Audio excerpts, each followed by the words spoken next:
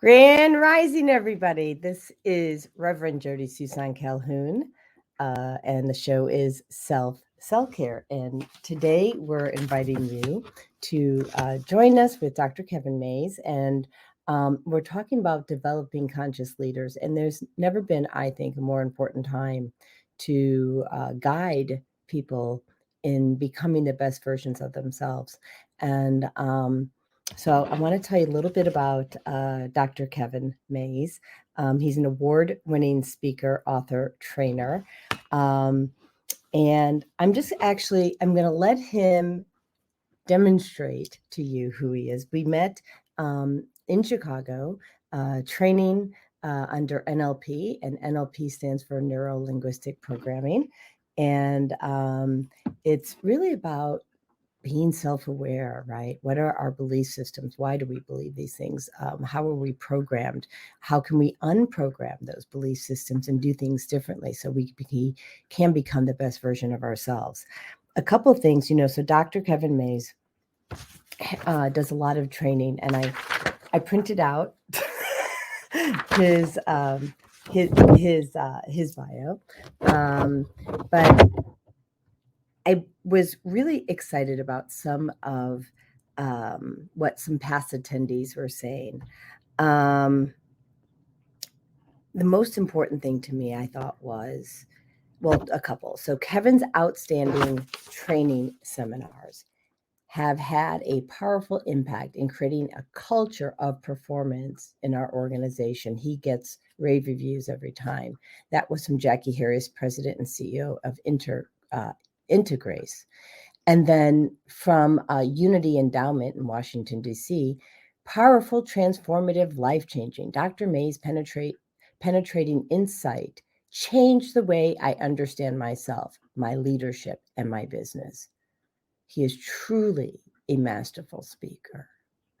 So Michelle Madsen, CEO of Unity Endowment, says, changed the way I understand myself, my leadership, and my business. And so as we get started here today, I want you to think about when Dr. Kevin is speaking. How can you understand yourself differently? How will that impact how you impact the world? Because I know you're all here to affect change and to make the world a better place, because those are the people we attract here. So let's do it. Let's bring in Dr. Kevin Mays. Grand Rising. Good morning. Great to see you today. Great to be here. Yeah. I'm so happy to have you here, and so glad that we met. And my husband sat next to you, right, in NLP training in Rosemont. So today we're talking about developing conscious leaders, which is it's the heartbeat for me. And I know it is for you. Would you mind sharing what made you a self-awareness junkie? What catapulted you there? That's a big question. Where did it all begin, right? And I think as I think back in my life, I remember the journey, trying to figure out my life. When you're a kid, right? Your my belief was, going to college, I had to be have it all figured out. And I remember I studied engineering. I'm from Michigan, and my dad worked for GM for 34 years. If you want any job worth its salt, you'll work for the car companies. Everything else is a Mickey Mouse car company. Everything else is a Mickey Mouse company, right? So that was kind of ingrained in my head. So being the dutiful son, I went to school and studied engineering. But it's interesting the dissonance I experienced in that, because while I was doing what I should, there was also this undercurrent of wildness in me. And it was amazing to try to fit those two together. So I was studying not only engineering, as I should, but it was aeronautical engineering, which allowed me to fly airplanes because I had a relentless need to travel, a pursuit of travel. So I thought, well, great, I'll join, I'll be a pilot, and I'll fly around the world, I can travel. And the constraints of doing what I should over time really played themselves out. At one point, I remember I'm 18 years old. I'm behind the wheel of a Cessna.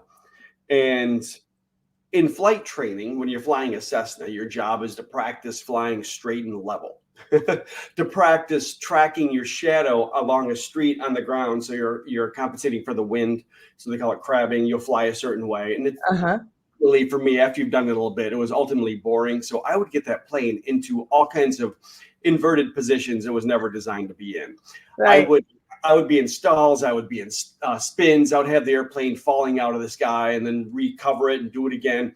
And in order to do a spin, you'll pull back on the wheel of the airplane until the airplane slows right down, and you'll hear the stall horn go off. And then I would kick the rudder and roll the airplane upside down. And I remember watching this lake. I'm spiraling towards this lake above the trees, and Cessnas are innately stable. So if you take your hand off the wheel, the airplane will self-correct. Well, I overcorrected. This is the third time I had done it, third or fourth time in that training session. I'm flying solo up there. And so I overcorrect. I come out of the airplane, out of the spin, but I'm upside down and I have to cycle all the way back through. And I remember pulling the wheel back as hard as I could as I'm diving towards the trees, trying to lift the nose. And the blood is rushing out of my head. I'm starting to gray out, as they call it. And the horn is going off, the warning horn on the airplane. And the wings are, you can feel them shaking. And I'm in the never exceed speed. And I'm just skating above the trees. And I had this blast in that moment, this aha moment. Kevin, this is not the career path for you. He's on the truth. As I watched my life kind of flash in front of my eyes, I thought, this is not it. And I landed that airplane and I bought a motorcycle, put a backpack on my back, and I took off across the country. And I ended up, that year, I went out to Maine and lived out in Maine for a while, and with a tent, nothing more. A tent. I had $100 in my pocket. I ended up going from Maine to California to Florida to everywhere in between. And along the way, I really started to, I put myself into some situations then. Instead of being in an airplane upside down, I threw myself on the West Coast with no money, no contacts. My motorcycle broke down, didn't know anybody for 2,000 miles. All right, let's figure out what I'm really made of. If I don't do what I should in my head, right, following those beliefs of what I should, if I strip that away, and it was amazing to me when I remember being on the California coast, and I drove out there. Like I say, I was now 19 years old, ran completely out of money, didn't know anybody, motorcycle broke down, and I remember this epiphany in that moment. I thought, wow, at this moment now, finally, it's all up to me. Whatever happens is up to me. And it tuned me into kind of a projection in my mind that had been happening. And it really was a huge pivot point. The first step on my path to really that self-awareness journey you asked about. So sorry, a long story getting here. No, but this is great. This is great. A series of a lot of events that all led up to me diving into and being a self-awareness junkie and to really trying to understand the beliefs that constrain me, the beliefs that help me, and just to understand what that cognitive lens is I've developed, be able to pull it off, polish it, change the beliefs to move with greater intention. So it all started, and I'm sure the seeds were planted before then. Yeah, the seeds were planted before then, but that was a major pivot point in my life. Is there any chance that you might have two windows open for this show? Because I hear a reverberation. I'm wondering when I speak. Okay, it's gone now. Whatever it was. Yep. So awesome. So I was listening to you.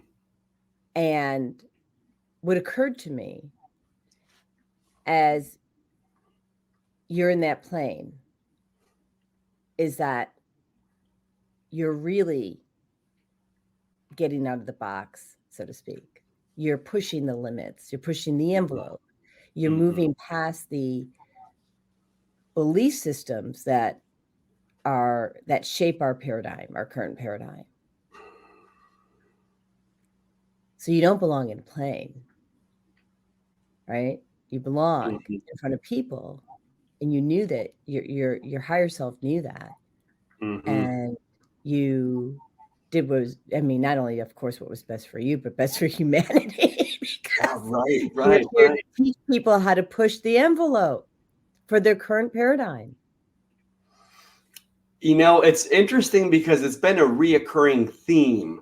The dissonance between falling into a role, being the good, responsible man, doing what I should, and letting my wildness run, my true potential in the universe, and breaking out of that mold in the same way I was, nearly crashing the airplane or being stranded on the West Coast. Like those moments, in those moments, I feel like my soul is able to soar and I'm able to connect with something larger.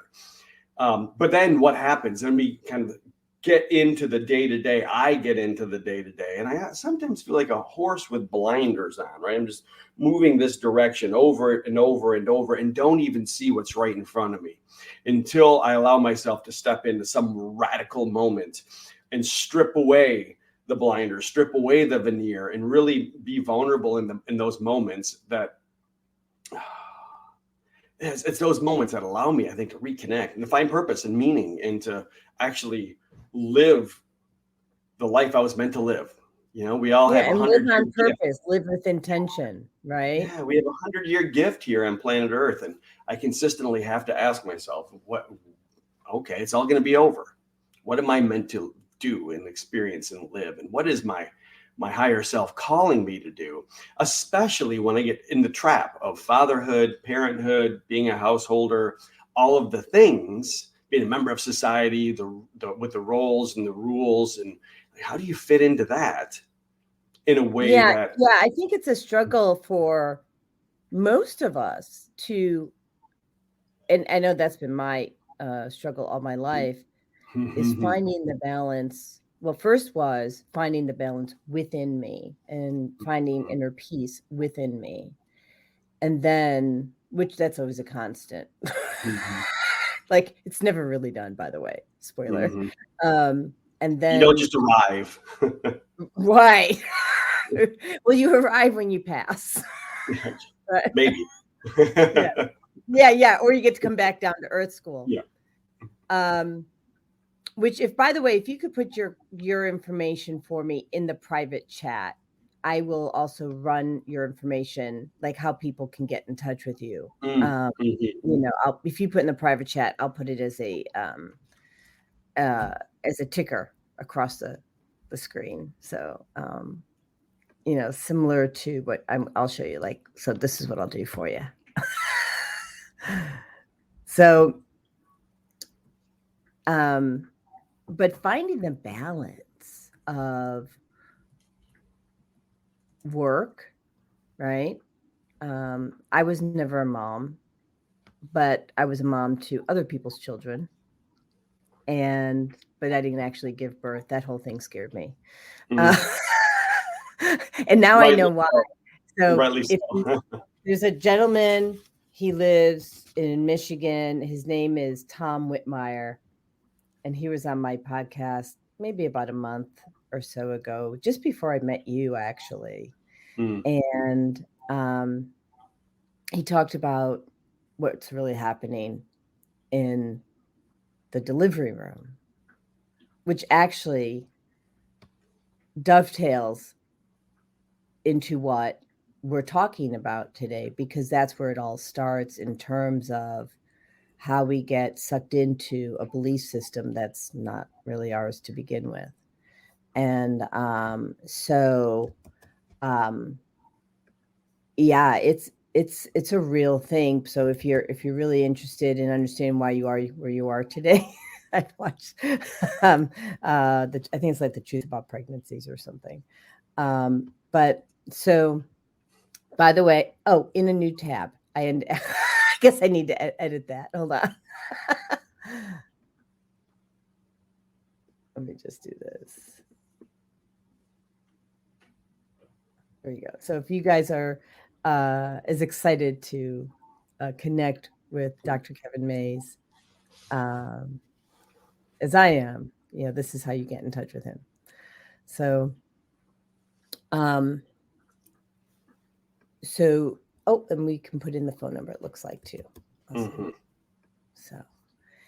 So anyway, I think that if we can find, and this is not, by the way, I just, before I say this, I want to tell you that once you find it, you're refinding it every day, which is the balance, because we have to, I think, choose, we have to prioritize, right? What we need to do each day, and each day looks uniquely different.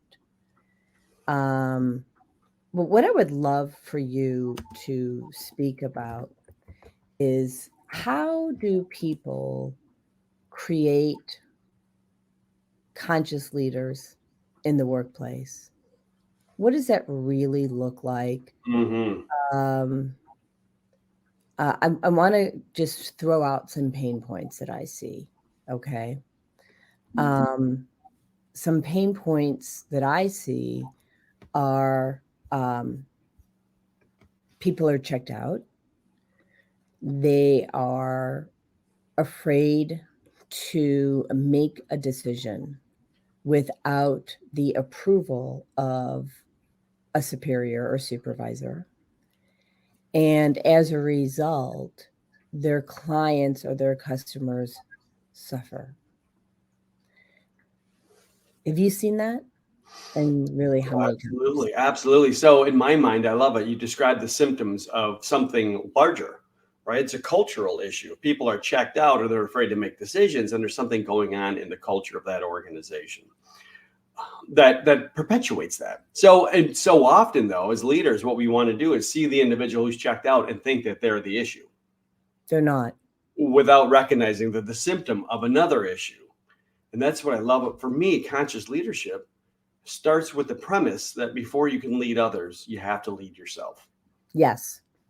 And so it's all about developing presence, awareness, intention, and vision in individuals, starting with the individuals around the leadership table, helping them interrupt those patterns, helping them overcome the beliefs that are driving behaviors, the autopilot behaviors, those beliefs that allow them to be right consistently, especially when there's a group of individuals who are executives for an organization. They're good at thinking cognitively and being right. And then there's a group think that happens, and they don't see the huge blind spot, and they don't see the bias in their thinking. And then they can easily perpetuate a culture where others feel disenfranchised. They feel like they're not valued, they're not heard, they're not listened to, and engagement goes down. And the leaders think the individual who's disengaged, again, as we said earlier, is the issue. And the reality is, the work of conscious leadership is to learn how to turn your attention from the external world inward. We spend our whole lives educating ourselves. It feels like, we go to all of our school, and our college is learning to master the world around us and not to master the world within us. And for me, leadership is the most spiritual discipline there is, because it's about gaining self-mastery first. Self-mastery, so you can lead your thinking, your feeling, and your behaving with intention. You can have a result with intention, and then you can use yourself as a vehicle to help others be better. That, for me, that's the work. That's the work I love. When you see individuals start to recognize that you can't change others, but when you change yourself, the way others experience you begins to change, and that begins to change them. Right. It's a trickle-down effect. Yeah, yes. And I've seen it so many times where individuals get frustrated at what the other person isn't doing. And so then what happens? That frustration becomes in charge. I think of it as the caveman part of them. The caveman brain takes over, and they start to go into this mode where they get short, condescending, they raise their voice, or they just shut down. They play. Don't you love it, like when they raise their voice and speak slowly, like you're like a caveman, like I can't, or you speak another language, and that's going to make a big difference. It's not working. Yes. So it's so energy, right? Yeah, and it starts with us. If we show up differently, the other responds differently. So more important in my mind than trying to get others to do something, it's about us having that self-mastery and then recognizing our role in the dynamic that plays out and having mastery in creating that healthy dynamic. Then it invites people to put down their constraints, to put down their beliefs, to put down the resistance, and to align at a higher level, to build that kind of rapport that brings out the best in people. That is a game changer. That's how the best industries, the best organizations in their industries do it. I love watching it. Companies. Yeah, evolve. I mean, so when you develop these relationships rooted in trust, that rapport that you're talking about, right? Where you start to understand how someone else thinks, right? And that gives you the psychological safety to make that decision, because you're like, I understand my boss, Dr. Kevin Mays. I know what he thinks. We've talked about these kinds of things before. He's going to support this. And if you have to tweak it, right, then you tweak it, and you know you're not getting fired. It's just a lesson. And we can take out the element of fear, because most people are running fear-based, right? So how do you teach someone to start from heart? Because I think that's a big part of it, like leading from your heart versus your head. Well, I don't think it's self-awareness piece. Is it that self-awareness? Absolutely. Yeah, for me, it's not one or the other, but recognizing that we have multiple points of wisdom we can access. And a lot of folks are super good at, they've been trained their whole life to be hypercognitive. It doesn't mean they don't have stuff that's going on in the rest of their body. They're just unaware of it. So the work is, in my mind, learning how to control your attention and to move it inward beyond just the narrative in your head, but then to be able to experience yourself. And I grew up in the world where if you wanted something, if you're going to cry, you'd be given something to cry about, right? Oh my, I forgot about that. Because I don't know if you're I'm 60. So I don't know if you're a little shy of that. Sure. Okay. So, and yeah, I remember that phrase. Thank you for the reminder. Yeah, it's the masculine paradigm, right? And our fathers wanted us to be strong and bold and, be tough. And that's great. But in doing so, we learn to become unaware. And it's really a learned behavior to become unaware of certain parts of ourselves. So I never even knew it was possible. People talk about emotional awareness. What is that? Emotion is such a nebulous thing to me. But what I realized you can be aware of is the actual physiological sensations in your body. You can open up. Your mind is always aware of what's going on physiologically. And when you start to tune into that, a doorway opened in me that I never knew was possible, that I started to enter into this realm of a deeper awareness of my unconscious mind where my emotions lie. And it's not this nebulous thing. It's a very concrete thing. You can actually experience it in the moment. And then from that point to notice how in those moments when the emotion is swelling or powerful, the emotion starts to make the decision, not the higher self and not the behavior, not the pattern in my thinking. So it's just understanding what part of me is in charge. Yeah, there's thinking, there's feeling, and there's not one that's better. I've seen people make heartfelt decisions that are horrible decisions for them and for everybody involved. There's just an ingrained pattern of behavior that and thinking and feeling that all get mushed together. It's like, how do you pull yourself out of that and make decisions that are truly aligned? Well, it's a great question. How do you teach people to do that? Well, it starts with awareness. Yeah. Right. That's the first step. And, it's interesting. As we think about, I've talked to too many people who would do things if they didn't have fear. You know, like they say, what fear, public speaking is the biggest thing. They don't do it because of the fear. And from my vantage point, it's not about not having the emotion. It's about allowing yourself to do it regardless of how it feels. The fear Yes. won't hurt you. The And emotion that's won't a hurt skill set. That's a huge skill set. Mhm. And so what I teach people, and this might be foreign to some, is learning how to be the observer so that you can still have your feelings, but you take out what I would call the triggered emotion, right? And how I was able to learn this is I had done a past life regression. And I guess I'll just let the cat out of the bag. So I believe in past lives, right? Okay. And it had come to me that in my past, I was Joan of Arc.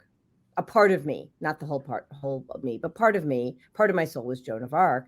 And so I had this consciousness of really like of being burned at the stake. And so when they put me under, I could see myself as an observer, so I'm not feeling the pain of being burned at the stake. Mm. And then I looked at the people who were burning me. They had the fear, and they were in more pain than Joan, who was being burned at the stake, because they were so fearful, because they knew that they were doing something that was out of alignment with like God and higher self and all of that. And I could throw grace on that they're actually suffering more than me, because once my body's gone, I'm just my spiritual being. And so I took that experience of the past life regression and being the observer and started teaching people, well, step out of the situation, look at it as an observer. And now what do you think? Right? Is that person really intentionally doing this? Are they on autopilot? You know, what can we do to bring some consciousness and awareness? And you don't have to be mad at them. So it takes out that anger and trigger element, because we don't have to be mad, because it's just a learned behavior that needs to be unlearned. And then you don't take things personally. I think when I was speaking to you, I'm not sure if I shared that with you in Chicago or Rosemont, Illinois, was I'm sure you've read the book, The Four Agreements, right? Or with Don Miguel Ruiz. Mm-hmm. And the second agreement is don't take things personally. And I sucked at that, like really did. And I still do to a degree.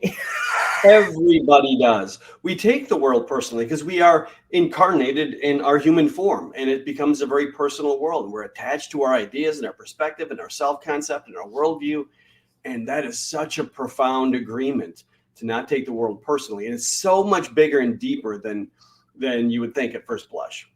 It is the core to all of it. And being able to achieve that objective observer space, to watch yourself objectively, it's almost like to extricate yourself from yourself, to watch yourself like you're watching a movie, is so profound. Not to be disassociated necessarily, but you can still care, but to be detached in a way that allows you to see things more clearly as they are.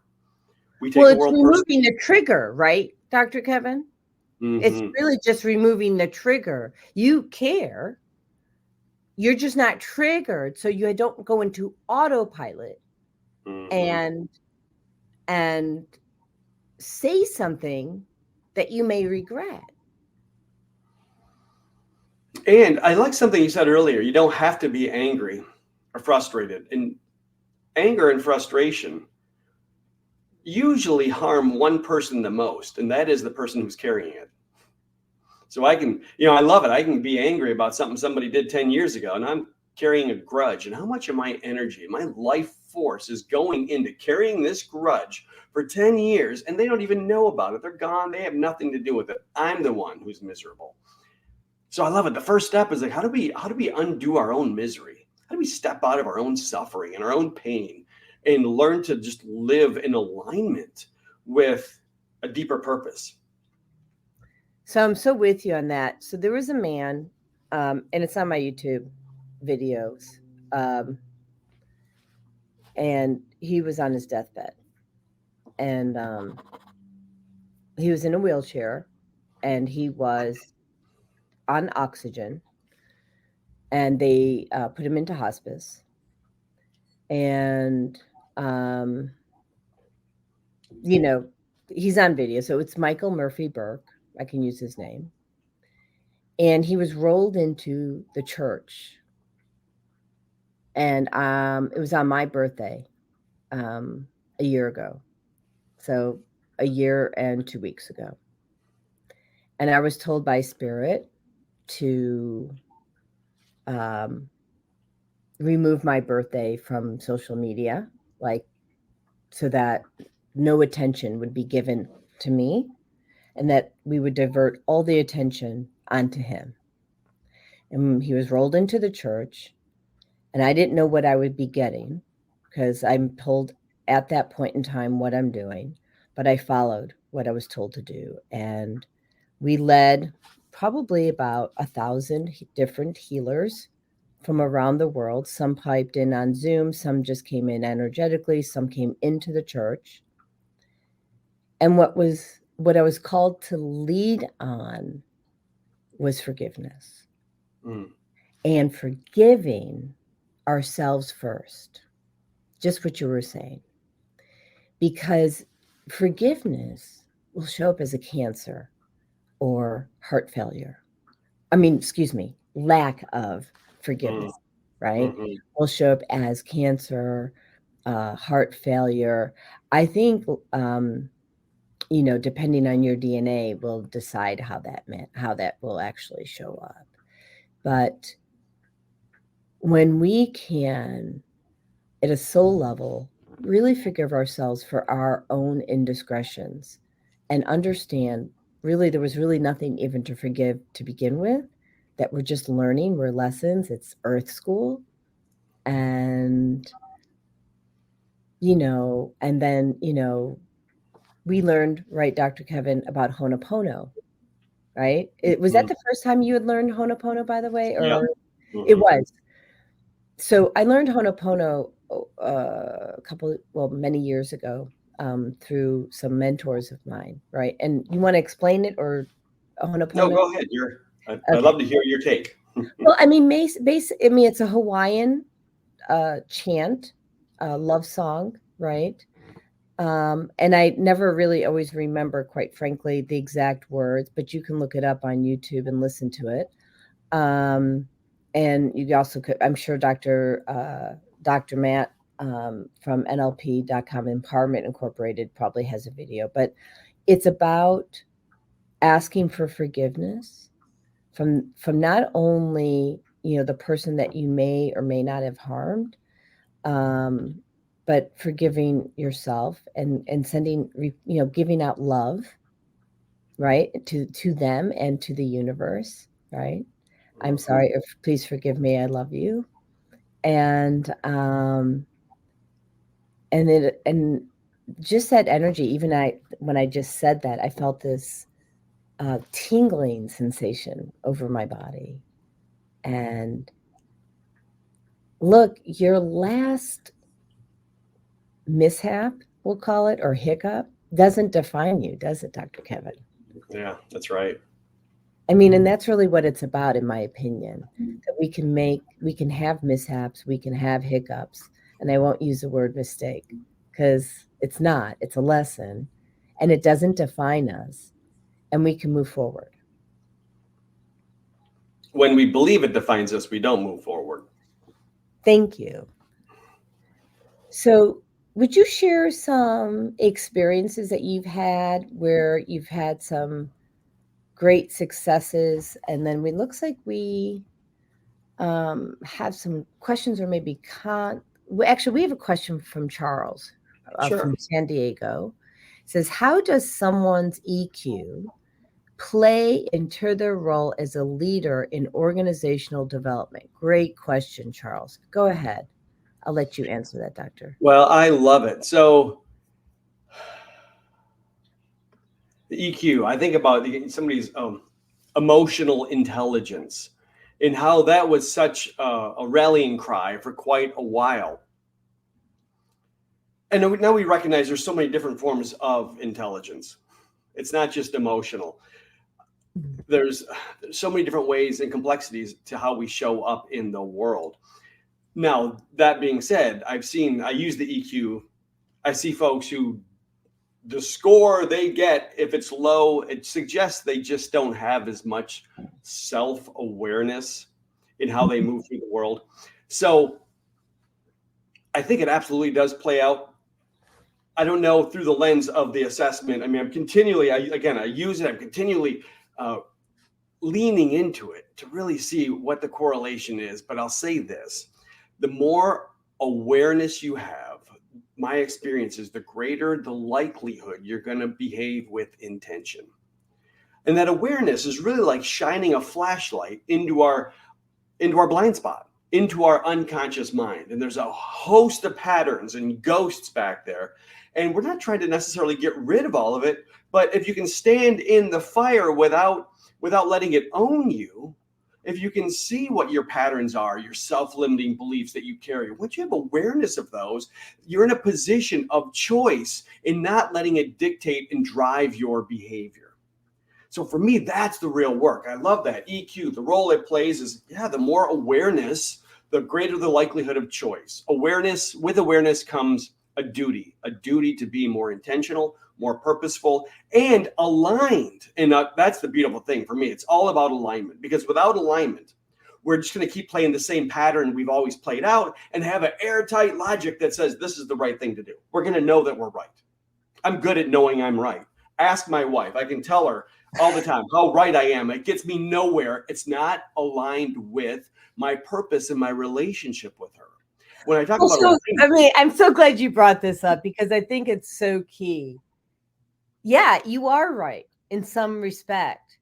But if your wife is not receiving it in the way that you're intending, the bottom line is, if you want relationship with your wife, you have to pivot.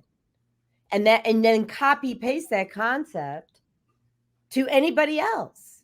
Go to work. If your peer is not receiving the information as you intend, you can't say, well, I didn't mean it that way. I tried to do it this way. It kind of doesn't matter. What matters is what the perception is. And so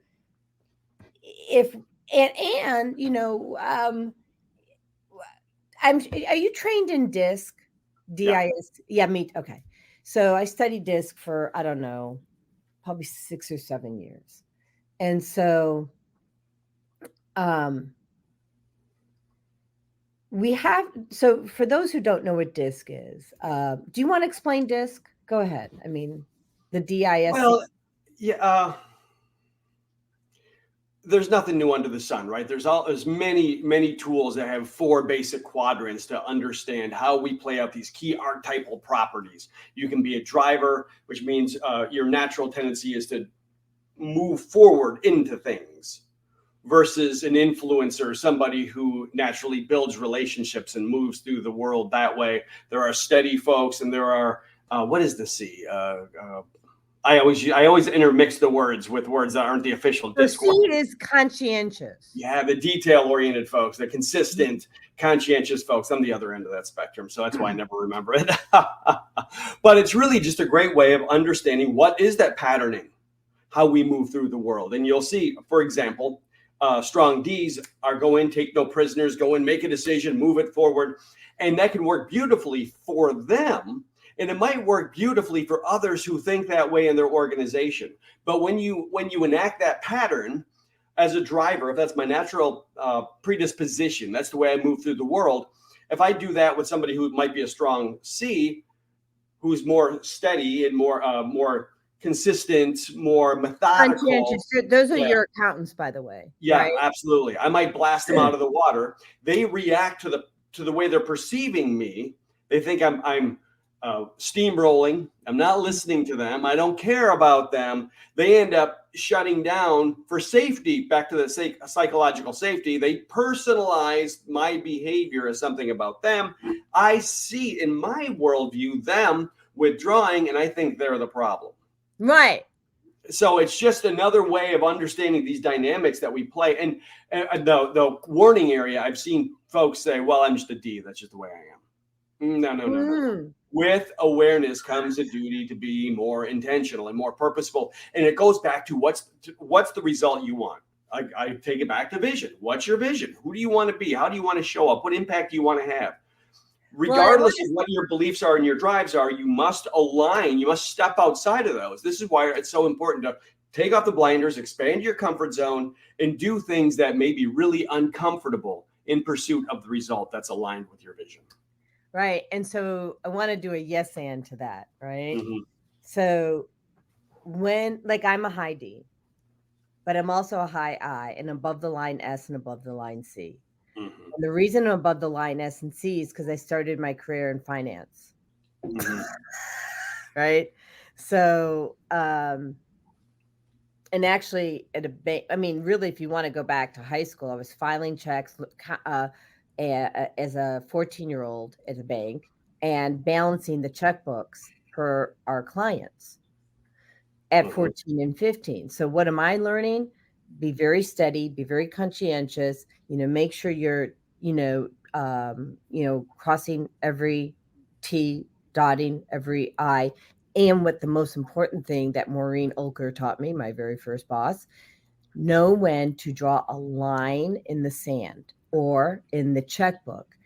Don't go searching for that penny. If it doesn't balance by a penny, strike a balance. And that was probably the most important lesson I've ever learned, because it wasn't just about the checkbook, was it? Right. Yeah. Yeah. I've seen strong C's who will get so caught, or I think in terms of Myers-Briggs as well, the strong sense.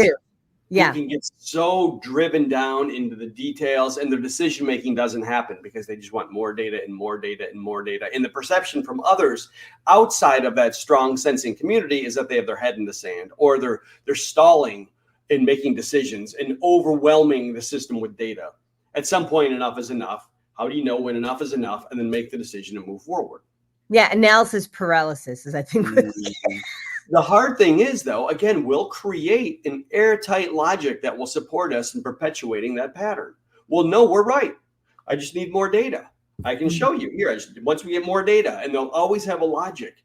And this is the hard thing, to be able to understand that lens of the logical lens that we create and realize, no, there is enough. And that's where the comfort zone ends, right? When you step out of the comfort zone to make a decision, maybe not having all the data. Or for somebody who's a strong, intuitive, big picture, to be able to slow down and make sure they have all the information needed before just looking at one data point and projecting 3 months into the future. Well, and so I am an intuitive, right? And a very strong intuitive. And the very first lesson I got early on was, yes, trust your intuitive skills and balance that with some facts, because yes, it may be a good idea, but what's the timing on that good idea? Is it a now, or is it in a year from now? Or is it 2 years from now? And so I'm not suggesting at all not to trust your gut or your intuition. I am an intuitive. I mean, like, people call me for this. And and you have to look at things that support that intuition. I work with a lot of doctors because one of my gifts is as a medical intuitive. So I can't just say, fill in the blank, this is what you have. I could say, this is what I hear you have. I want you to go to a doctor and get tested for that. Or I create a frequency, or what have you. I create frequencies that help the body heal itself. So you need evidence of that. You can't just say it works, but you get your download or your intuition from God, and then you find the evidence that supports it. Like I would say, hey, I think this will help with inflammation. You either look it up, find a doctor or whatever. This is where this is taking this conversation. We work in community. And as much as we try to work on solo is for self-awareness, in my opinion. And then you take that self-awareness and you work in community to help the entire community rise up in their consciousness. Well, I love it. In my terms, I think of it in, my work is in terms of teams, community. So I think about working with executive teams that run organizations. The individuals around the table all have a different paradigm they show up at the table with, and different ways that they will make decisions and understand the world around them. So that's the beautiful thing, is to leverage the wisdom of the team through decision making. And it'll require, well, when teams don't do that intentionally, it starts to pull apart the fabric of the team. Then we'll start to have the silos will happen, the internal friction will happen, you'll have dysfunctional teams. When you have individuals, as you said, the individuals do the work, and then they show up together and they can then own their own bias, own their own preferences, and understand how their paradigm shows up, how they look at the world, and understand it's different from others. Then they can move methodically through a process that leverages everyone's wisdom and ends up and allows the team to end up in a place of real, powerful, positive decision making. Oh yeah, all day. Charles Key, he says, you mentioned blind spots when you are becoming self-aware. How does a leader discover their own blind spots? Thank you, Charles. Great question. Yeah, it is a good question. I know one of the things that I use is a 360 tool. So love the 360 tool. Yeah. That thing saved my life when I was like 29 years old. Go ahead. No, I think it's fantastic to get a window into the world of others' perspectives. So when I work with executives, the first thing I do is a deep reflection through some leadership models, but it's really models of self and personality, to understand how they show up, to understand those core drives that they programmed into their mind in the first 3 years, 5 years, 10 years of their life, and to see how they're playing out today, right? I think of it as their success drivers. It's the cognitive framework they've created. So understanding that from the inside out. And then I love to put a layer on top of that, a DISC or a Myers-Briggs or a Hogan assessment, to see how the two align. Out of that, then, to be able to forecast, if this is your personality as you understand it from the inside out, and this is what the assessment says, what do you think how do others see that thing we call your personality? And then we'll cast the 360 assessment, get 20 folks to fill it out. And it's eye-opening to see the alignment that'll happen there. But it really, and for some folks, it's interesting. I work with a lot of type A leaders who are really good at what they do, and they'll get really positive responses on their 360. I've got one right in front of me. There's reams of data. They get positive responses, but what do? They go right to the one little issue that somebody says, oh, you might do this differently. And they'll obsess on it because they're perfectionists. There's the pattern. The pattern of perfectionism is great unless it looks like an individual who doesn't delegate and wants everything done themselves and nothing's ever good enough. Then you create this environment that people feel less empowered. Yeah, right. So the 360 is powerful. I used to work with a few people, just with my own company. And this is so minor, but I think it relates because I have a lot of people who are self-employed, small business owners, right? Mm-hmm. As well as large business owners. But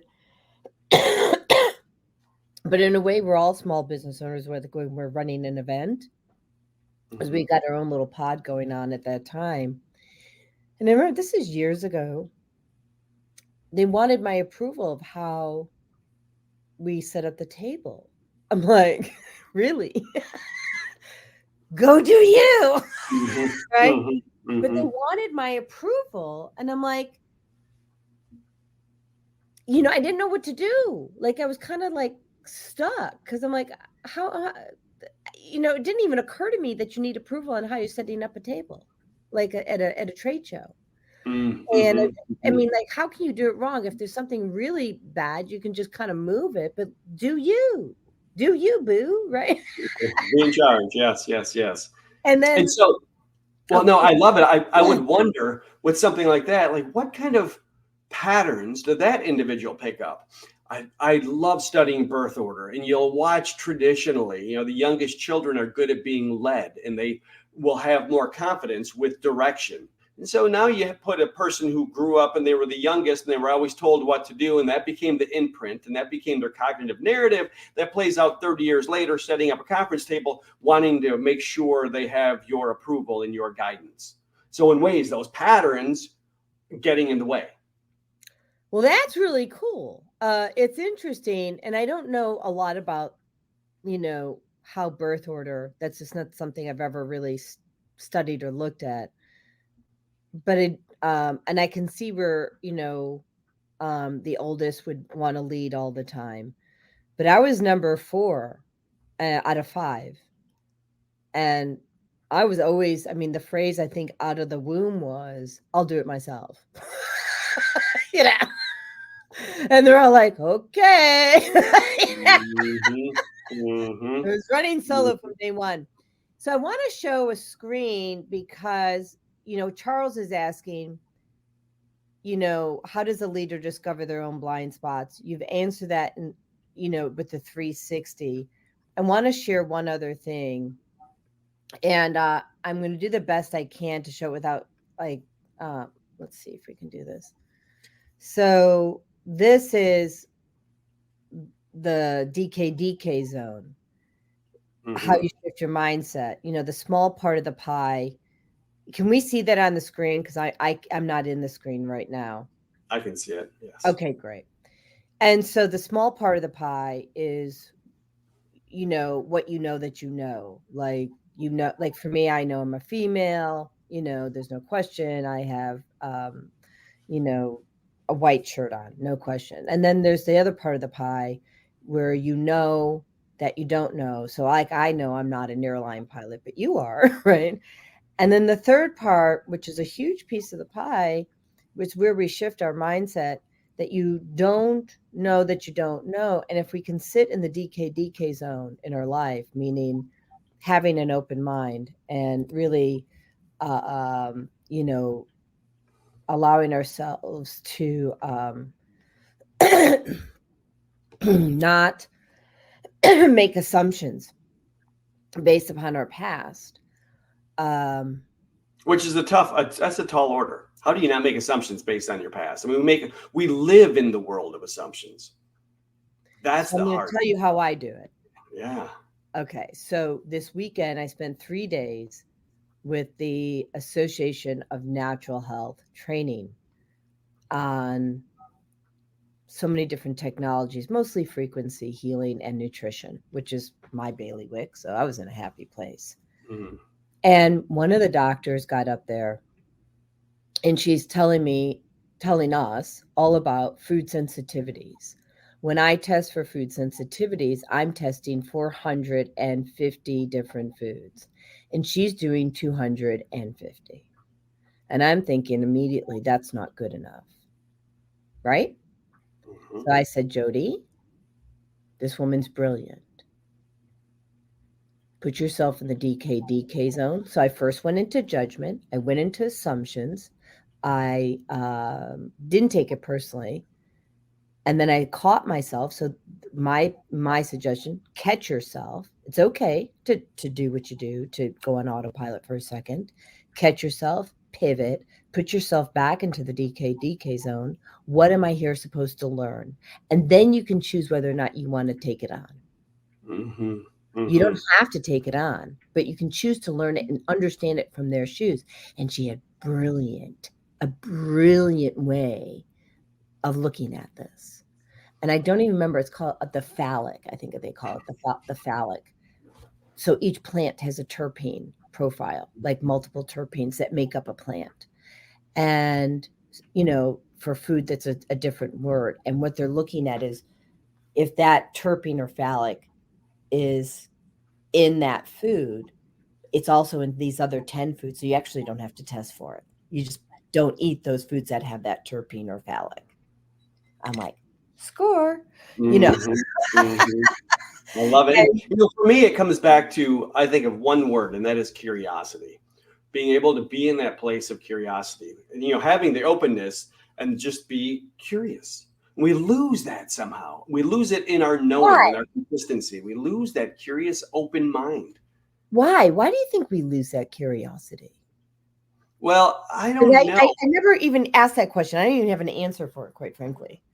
It's interesting to me in our culture. We are taught to be curious until our education ends, right? We like educate ourselves. Okay, we're 22. Now we're done.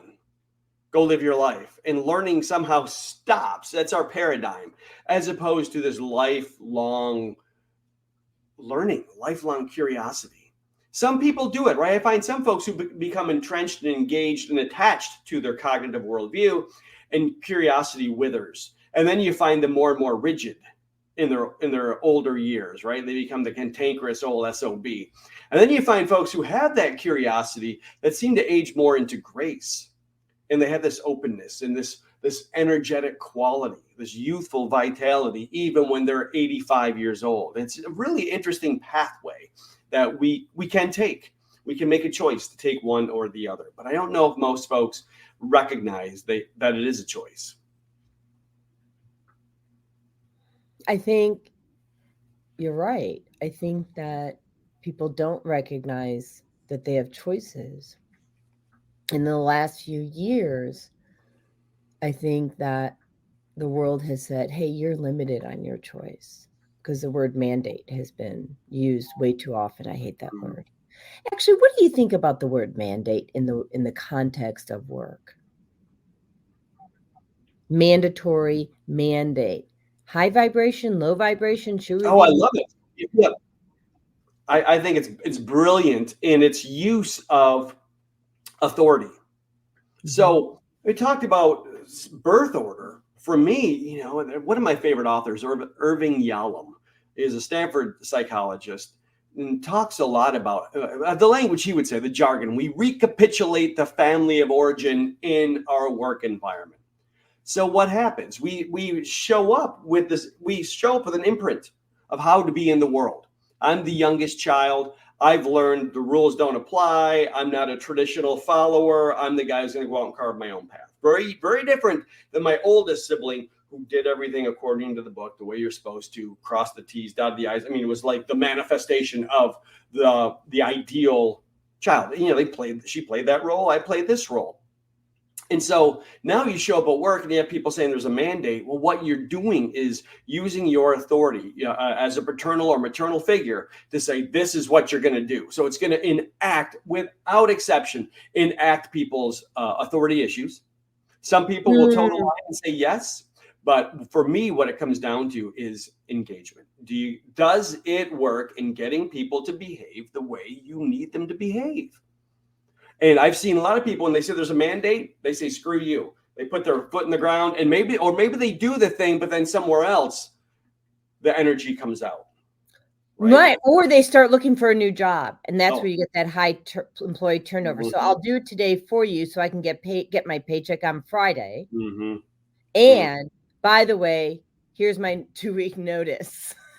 I love it in banking. There was a mandate that folks who worked on the line, tellers, had to sign up individuals for credit cards that came through. Oh, I remember that.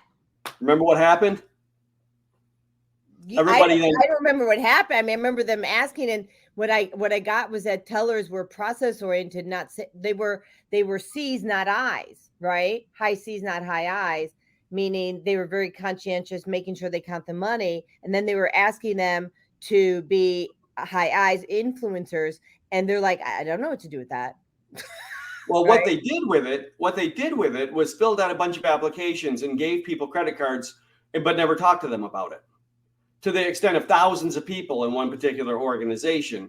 And the whole thing then, I mean, it went all the way back to the top of the organization, and the executive team was very clear. We never asked them to do this. No, you did. You set them up, with authority to say, here's what's expected. And they just were loyal and they said, okay, but they didn't actually follow through. They just filled out the credit card. Wells Fargo, or was it another bank? I believe it was Wells Fargo. Yeah, I used to work at their. I used to work at Northwest Bank. Launched the debit card program for the United States with them before they became Wells Fargo, and I can see that happening. The whole system shook because of the blindness that happens. Hey, well, just tell them, here's what you're going to do. And I worked in banking quite a while. The preference and the blind spot of folks in that industry can often be they're myopically focused on the singular and they don't see the impact. They don't see the big picture. They don't see the impact. They're logical. They get stuff done. They see the details. And so they had everything lined up. Here's what we're going to ask them to do. And they missed the impact hugely. And the impact shook the organization. So I didn't know you had a banking background. So let's play for a minute, shall we? So we launched the debit card program for the United States. Chase Bank is doing it for the United States, in their space, right? And sorry. So in banking, we obviously have our own database and we have up-to-date information because, your checking account, whatever. And it's not like any other industry where you're having to make sure that you have up-to-date data, right? Because people are making sure that your data is up to date. And so we decide that we're going to issue everyone their debit card. Now, to remind you, that debit card has either the MasterCard or Visa symbol on the front. And so people, they're doing them. They're in their world. They are not really paying attention to all the details. And they're like, oh, cool. I've got a new credit card. And so they don't realize it's coming out of their checking account. Now, the agreement that they're making, which they're unconsciously making because they haven't read the details and we haven't done a good job at making sure that they know these details, right?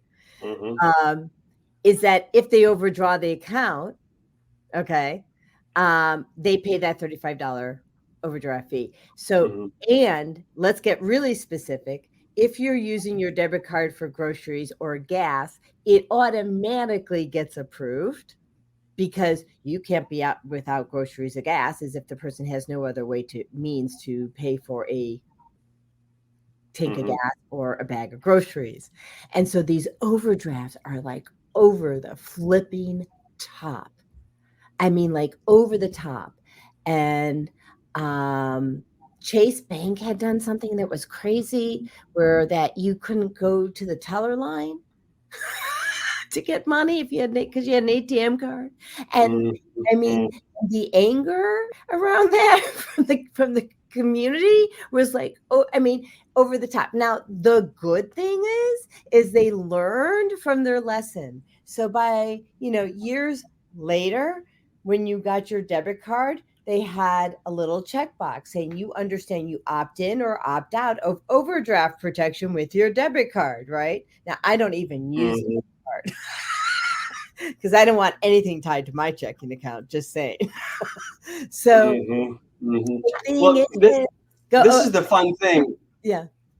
No, I was going to say, this is, for me, the fun thing. I love working with leadership teams is helping them learn how to make decisions that consider the impact, the hidden impact, before they get into a train wreck. Because I've seen that in banking so many times. They all come together. There is this clear, pristine logic they utilize to deploy their bank card. And what do they find out? Then afterwards, they find out all of these impacts they didn't consider. And that's something that individuals and organizations can train to do, can learn how to do it differently. And to understand that there is all of this part, the DK, what they don't know that they don't know, is huge. And it's impacting and undermining the success of organizations. Yeah. Brilliant example. I love it.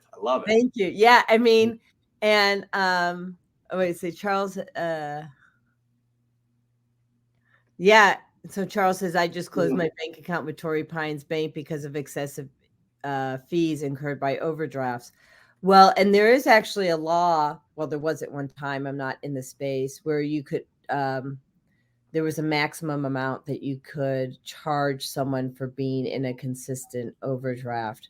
But really, for me, it was about the lack of transparency around the use of the card. And we were in the DK zone. We had no clue. We didn't even think to ask. And I think to your point, Kevin, you can go in and teach them. And if you really don't know, you bring in a focus group, right, to find out what other people are thinking, because that's where the brilliance happens. That's where the change happens. That's where the insight happens, right? Yeah. How would you do that? I mean, don't you think you could do that even if you didn't want to go outside the, let's say in this case, the bank and get a focus group? Have you worked at corporations to do focus groups inside the corporation to shift mindset? And what did that look like? Well, and even I'm thinking about banking, and it attracts a particular type of individual. So they're often very left-brained, and Myers-Briggs, I think of them as thinkers. They're sensing, they're thinkers. They're detail-oriented, they get stuff done. ENTJ.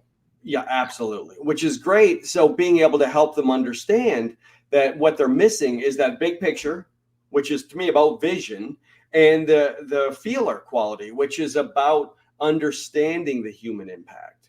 So to be able to help them around the table, when I see an executive leadership team that is 100% thinkers, know that they must confer with someone who has a different paradigm, someone who, or else if they don't, they're going to find the hard way. They're going to find out the hard way, the impact of their decisions. I've seen organizations do everything from having work days on holidays, that they undervalued the holiday, thinking it was marginal, and they set it up. They said everybody's going to show up, doesn't matter that it's this holiday, and it created this huge backlash across the organization. What they do, they double down, say it doesn't matter, that's just the way it's going to be, and then they get people jumping ship, and they totally obliterate morale and can't understand that it's them. It's them. So, gosh, you bring up a great point. And I want to do a deeper dive on that. So number one, not recognizing that Sunday's their day off, or that they celebrate Christmas, or they celebrate Hanukkah or Kwanzaa, right? And not honoring that. That's number one. Number two. Well, and I'll even go even further. Some really things that would, for me, I mean, almost feel marginal. Well, I grew up in Michigan where we celebrated Labor Day. Every year it was we had Memorial Day and Labor Day, the start and the end of summer. Yeah. When I moved to North Carolina, it blew me away. They didn't celebrate Labor Day. It didn't even make sense because it was such a pivotal part of our cultural rhythm in Michigan. Yes. Down there, it wasn't. And to see how that, I mean, just those kinds of things, you don't even know what you don't know. You don't know this is important or done different somewhere else. Those kind of, so you make decisions based on what you don't even see or know, and sometimes can step right in the middle of it.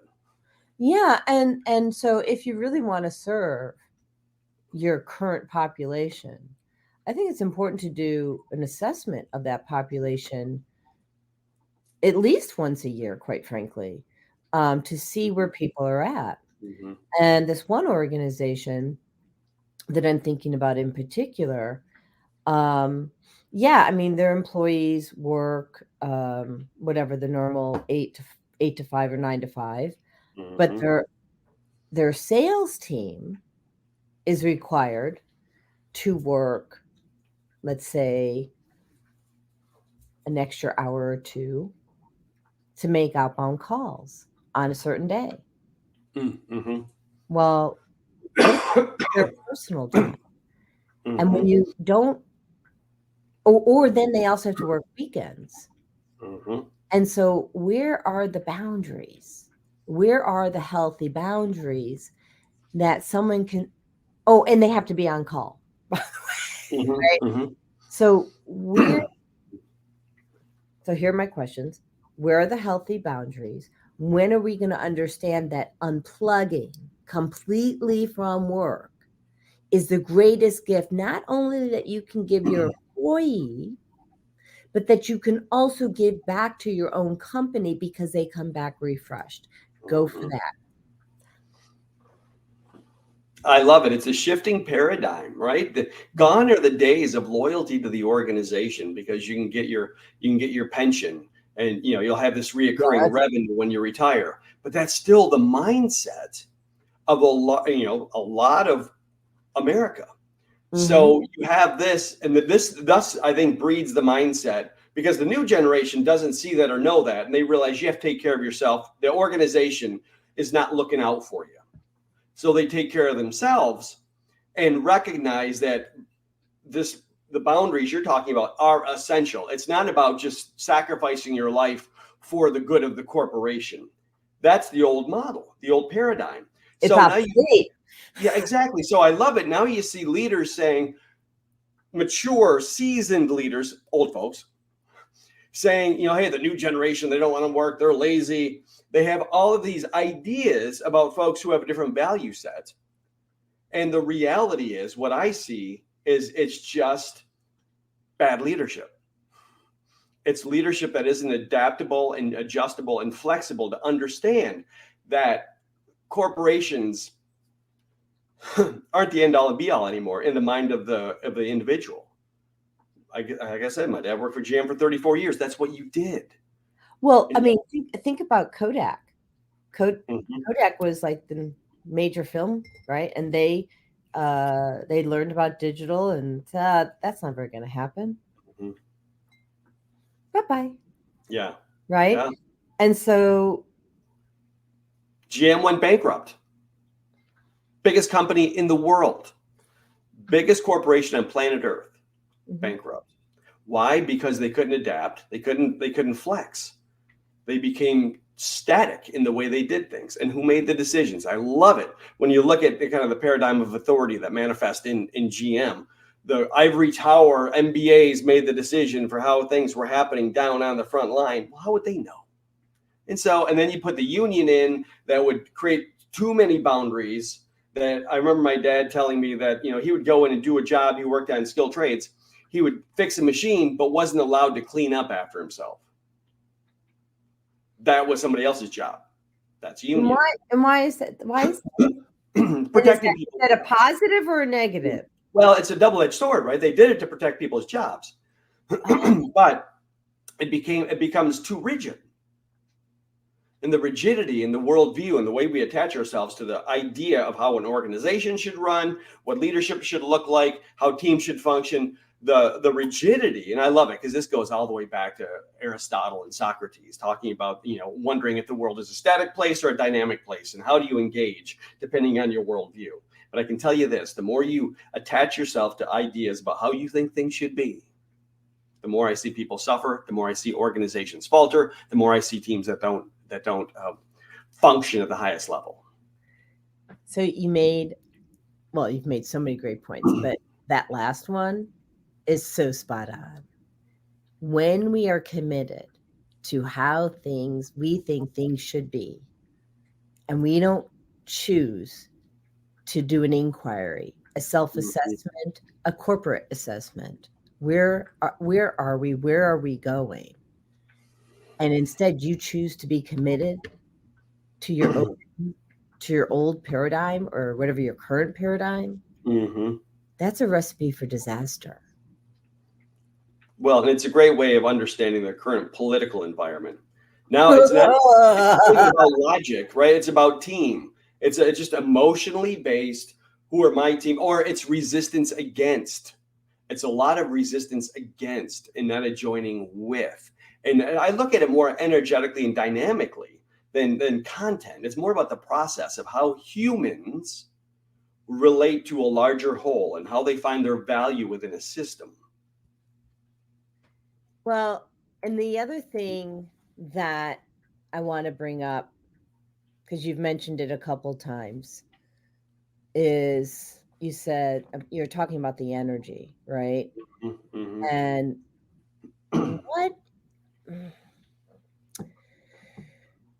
one of the things that I share about often is the energy behind what we do, the energy behind our words, the energy that we give.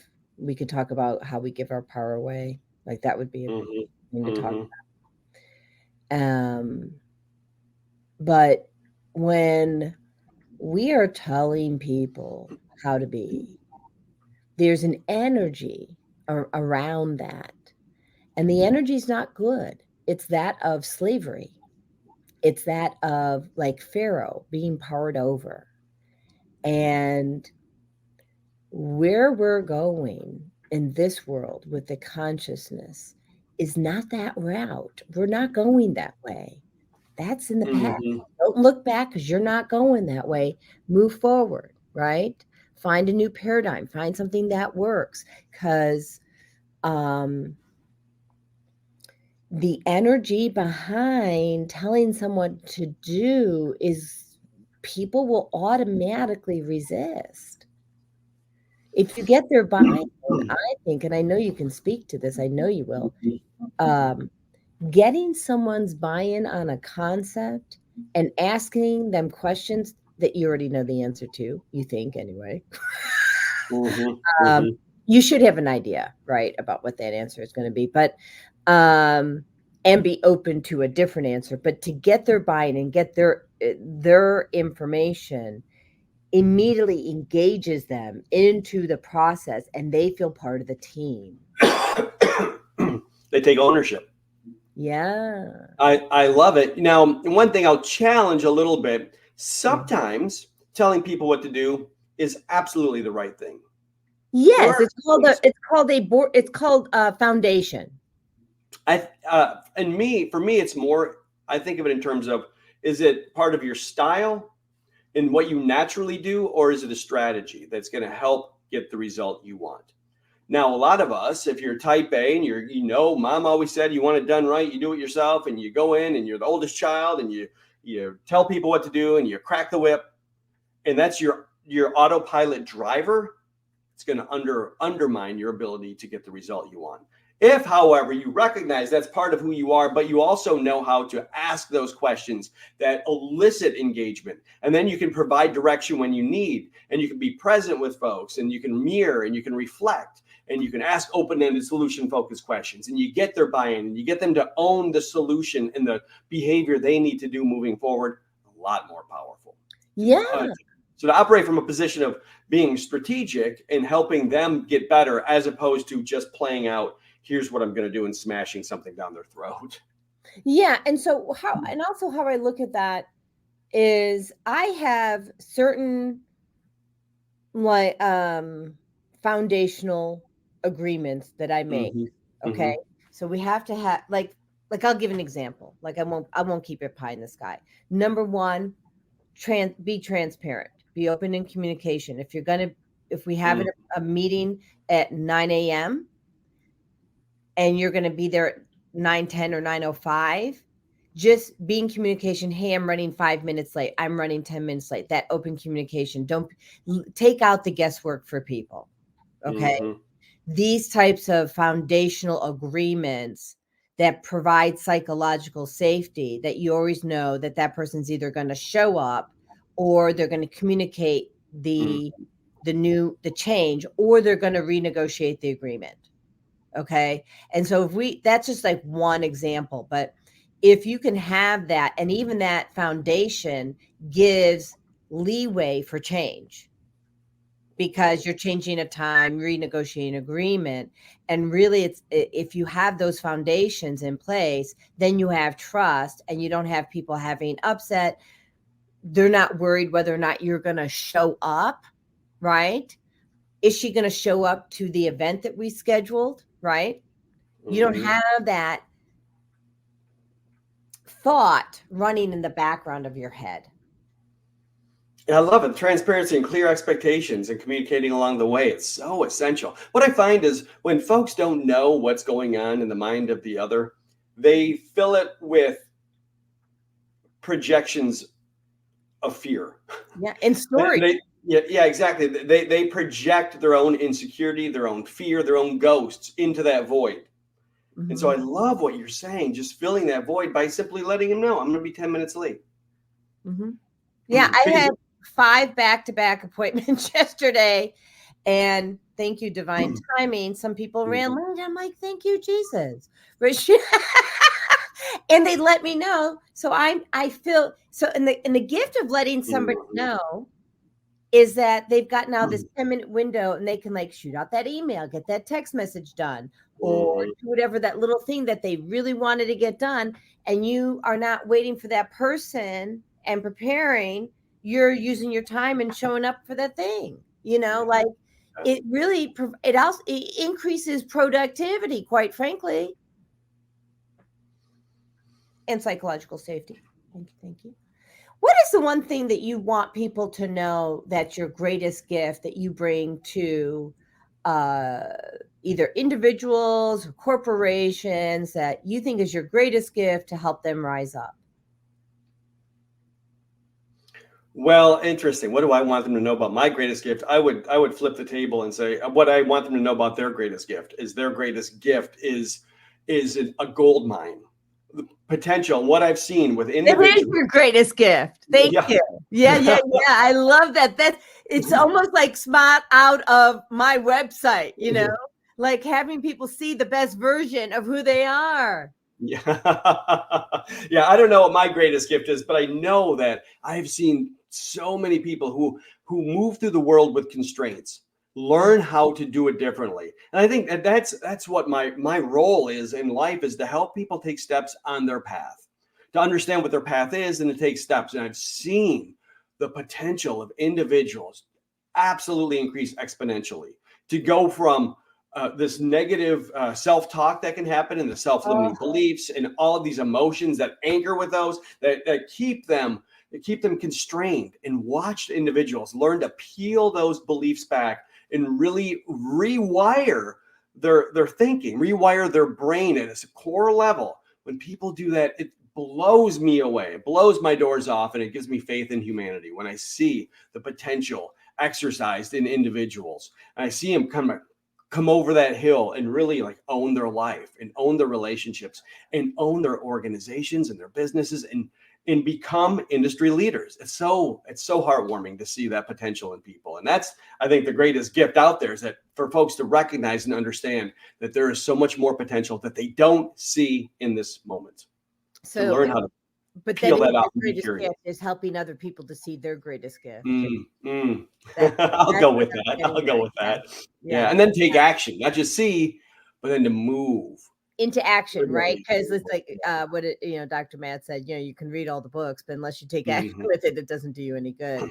Yeah. And I'm now going to bring this up. I know we only have a few minutes left, but if you see my logo in the top right, you see there's 3 ginkgo leaves, and the top middle ginkgo leaf is kind of pairing out that circle. So before when COVID started, I redid my logo. It was one ginkgo leaf, and that was in a circle. And we brought in 3 community, right? And what I teach about that logo is that it's about not being constrained, because you said it like 3 times. I'm like, Spirit, are you telling me to tell this? And they're like, yes. It's about not being constrained by the belief systems of the past and getting out of your current paradigm, right? The ginkgo itself, the ginkgo tree, the ginkgo leaf, is the oldest species of tree on the planet and actually considered a living fossil, but it's agile enough to have been able to survive in its ancient form today. So it's also the epitome of what it means to be agile while being a living fossil. Yeah, I love it. It's adaptive. It's got roots that reach down. It sheds its leaves. It's adaptive, and it's fantastic. What a great metaphor. Thank you. So I was aching to do that. And then I'm like, this person, just wait. And then he said again, then I go.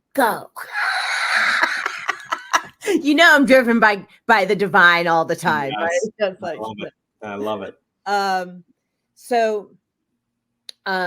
if you're looking to get in touch with Kevin, and you're listening to this on audio, because we're on Podbean and Blog Talk. We're also, you can follow us on Spotify, Audible, Apple, name it. But reach out to Dr. Kevin Mays at kevin@maysleadership.com. And Mays is MAYS leadership.com. You want to give them your phone number, Kevin? Sure. 406-396-6978. And text or phone, which is best?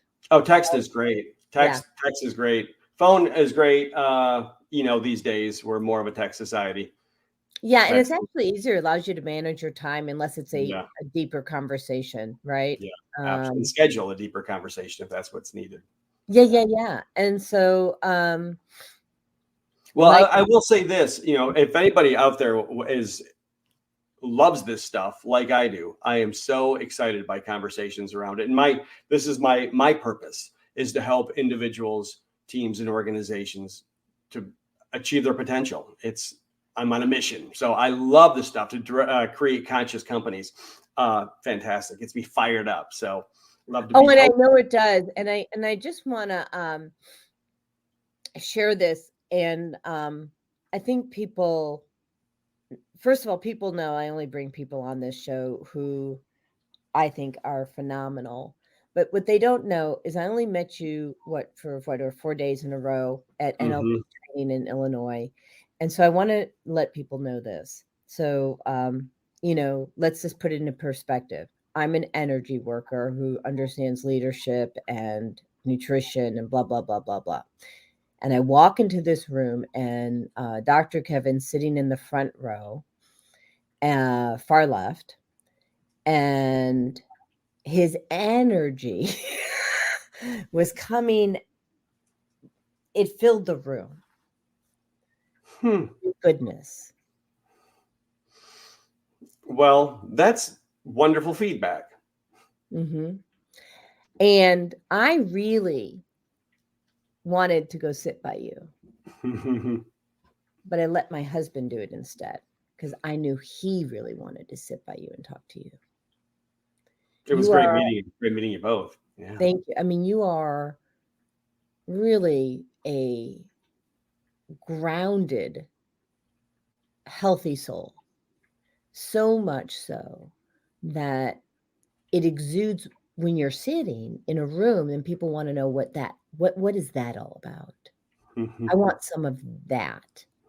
And so if you're a corporation or an individual looking to shift the energy in your organization to have people think differently, one of them, we've had 10 million reasons already just on this show that we spoke about. But what you may not pick up because you're not in the same room with him is that he naturally attracts people because of who he has chosen to become. He radiates. Bring him to your company.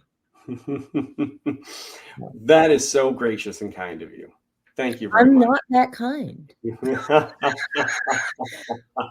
When people say, when I give a compliment, they go, "Oh, that's so kind." I'm really not that nice. I'm more rooted in truth than I am in kindness. Quite frankly, I have to learn to be more kind. So if that tells you anything, right? I'm really not rooted in kindness. I'm rooted in truth. So take it in. I like that distinction. And I will own it, right? My path has been a long, circuitous route of continually, as we started at the beginning, being on the path of a self-awareness junkie, and months in meditation and academic study and practice and roaming around the planet and working with companies and working with myself and working as a therapist for a decade back in the last millennium, and many different hats I've worn to get here. It's good. It's good to try to be a good version of myself. Well, and you're still growing too, which is awesome. And even when we're achieving greatness, the reason we're achieving greatness is because we're still reinventing. Yeah. right? Here's to the reinvention. Here's to the reinvention. Boom, chakalaka. All right, so we're ending the show a little early today. Dr. Kevin's got his next appointment, but you know how to reach out to him. So Kevin, Dr. Kevin Mays, Kevin at maysleadership.com, 406-396-6978. We are beyond grateful that you chose to spend time with us today. Thank you. Thank you. Thank you. Much appreciated. Wonderful hour and a half. I really appreciated hanging out with you. Likewise. And I'll connect you on, we'll talk after the show. We'll connect you on some other subject matter so we can move forward. All right. Beautiful. Take care now. You too. Bye-bye. You just did.